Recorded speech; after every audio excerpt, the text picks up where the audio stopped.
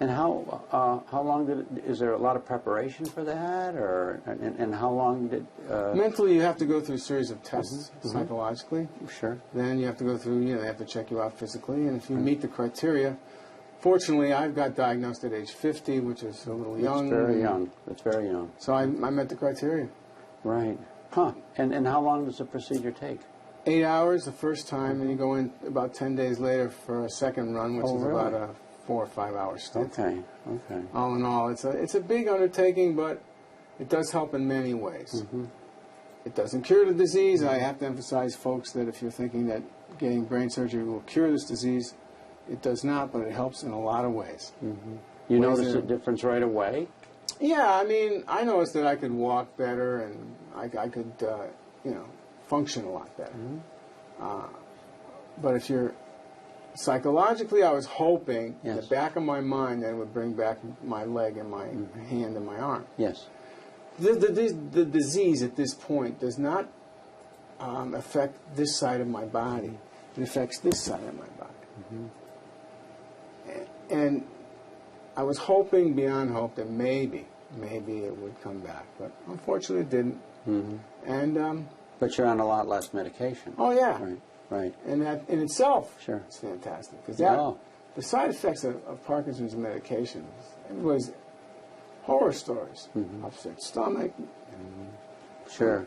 Gastrointestinal discomfort. There's so many things. Right. So to be able to cut those in half is wonderful. Right. So she did a fantastic job, Dr. Julie, and I mean, she's amazing. And then my maintenance now is Dr. Adolfo Ramirez, who's also at Albany Med Neurosciences Division.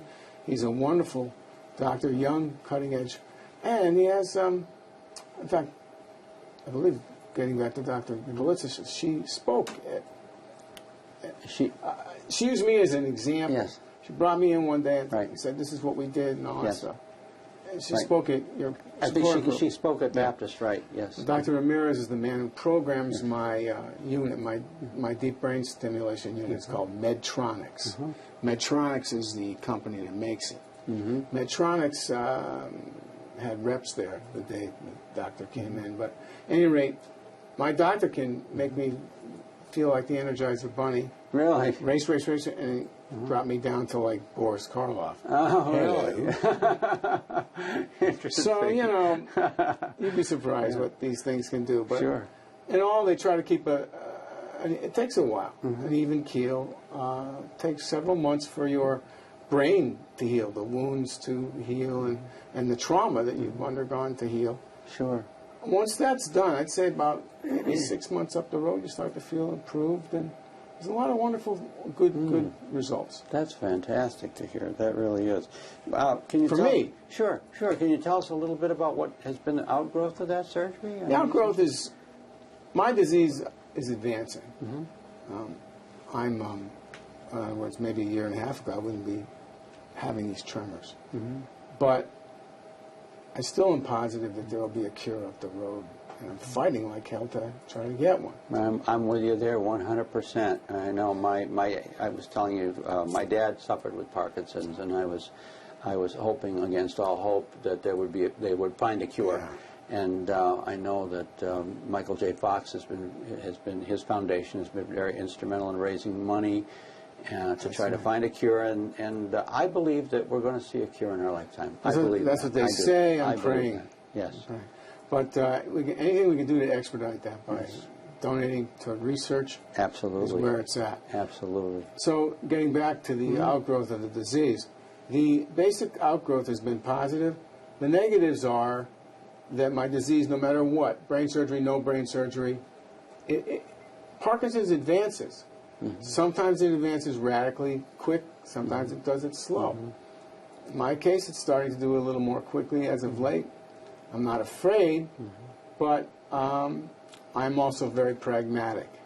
So I know I have a limited amount of time for mobility, for driving. It's affected a lot of things. Sure. So I'm just, like I said, the research is everything, and getting money to do the research. Right. It takes a lot of people behind it, a lot of hard work. Right.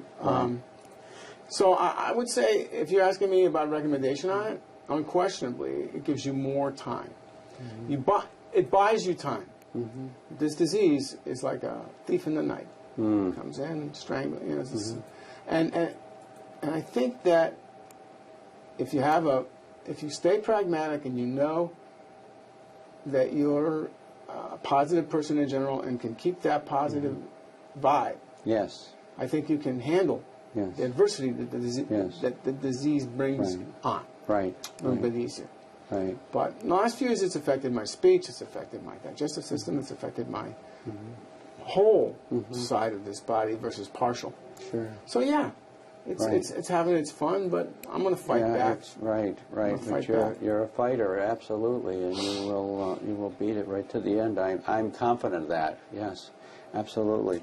Now, I know you do a lot of outreach to the Parkinson's community through speaking with to support groups and even TV commercials. And has this been as beneficial to you as it has been to others? Oh, the TV commercial was a lot of fun.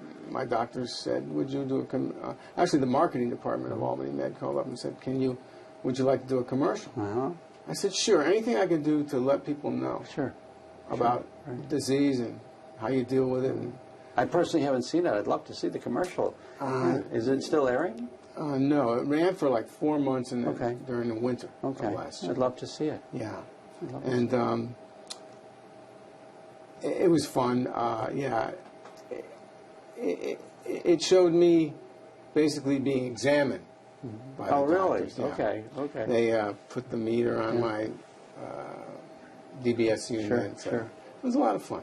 I felt good. And, see, I want to give back. That's my thing. Yes. Got to give back. I can tell that. Well, you can't just take and moan and gripe and cry. You got to give back. You got to inspire others. You got to move forward, because if you don't, Michael J. Fox inspires me. I'm trying to inspire other people. There's no doubt in my mind that you are inspiring others. No doubt in my mind. My gosh. I know that you are doing that.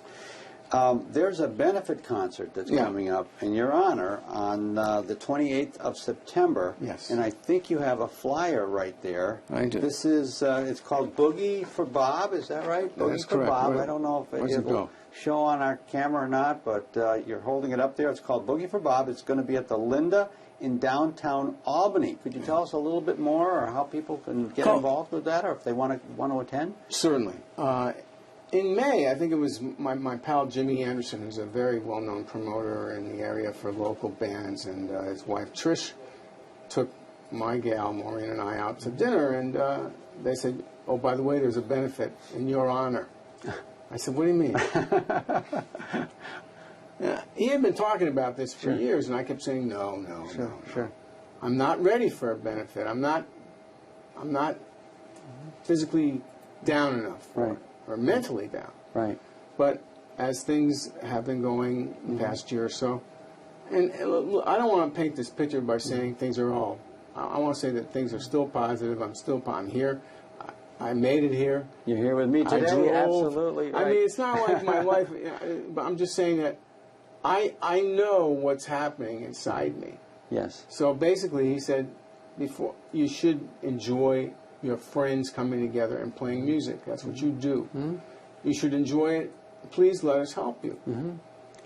I acquiesced. And on the 28th of September, there's going to be a wonderful, wonderful benefit with some fabulous music, and the partial proceeds are going to go to the Michael J. Fox Foundation. That's great. And performances by none other than Hera the Dog, Aged in the Hills, the Ernie Williams Tribute Band, the Blues House Rockers, Diva and the Dirty Boys, Urban Gumbo, and special guest Forrest, which was my first real band back when I was a kid. Oh my gosh, well, it sounds like a great night. A great night. It's only $10, plus there'll be a sneak preview of a documentary called About a Band. A local filmmaker, Joel Patterson from Petersburg, followed me around for almost a year, including rehearsals and things of the nature. Really? And he did a little documentary on a big documentary on how tough it is for any band to get together that's been, broken up over the years, being baby boomers. And then you add to the fact that I have Parkinson's, the battle to play my instrument with the disease. And he put it together. We called it About a Band, and they're going to show that. They're going to show that in there. segments in between band changeovers. Oh, so it's going to be great. a wonderful, wonderful afternoon. It sure will be. On Absolutely. September 28th, 3 to 7, only $10. Best bang for your buck. Sounds great to me, and we'll put that on the CBS 6 website, so you don't have to worry about writing it down. If you're concerned about that, you can just go to the website and look it up, or give us a call at Baptist, and we'll be more than happy to share that information with you. I just want to mention one other thing here before we wrap things up, and we're about to conclude this interview. But you have a book of your memoirs, which you recently completed, entitled "Bumping into Fame." You pull no punches. Did it serve as a catharsis or a therapeutic endeavor that you always wanted to do? Yes, and it goes back to remaining positive. I want to document my life as a positive experience. The experiences I've had in my life far outweigh the challenges that I've had to face in the past 11 years. I have had wonderful friends, wonderful luck, wonderful things happen to me. That's fantastic. Via the choices I made some dumb choices too, don't get me wrong. Well, I think we've all done that. Yeah. But I want to document the fact that my life has been positive. Yes. I've had a great life. Yes. I have Parkinson's disease. All right, so big deal. Move on. Right. Nicely put. Nicely put. Bumping into Fame was basically about me from childhood up until now.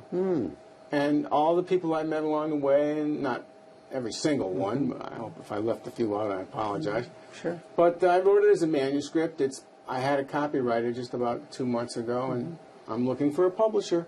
Okay, I was just going to say, if people want to get a hold of this book, well, they really can't yet, right? No, it's not. It hasn't been published formally yet. Right, published, okay. but I'm hoping to get it published. And I was hoping maybe the outgrowth of the benefit and maybe of the vibes out there. Absolutely. Well, we'll get those vibes out there and get this book published, because I know I, for one, would want to read it, and I'm sure many others would love to read it as well. So thank you so much. Thank you, Tim. Thank you. You've been very, very nice. Bob, thank you so much again for coming down. It's been a real pleasure, and thank you for being so open and so honest with us about Parkinson's. And as you said, so what? You know, life goes on, and I move forward.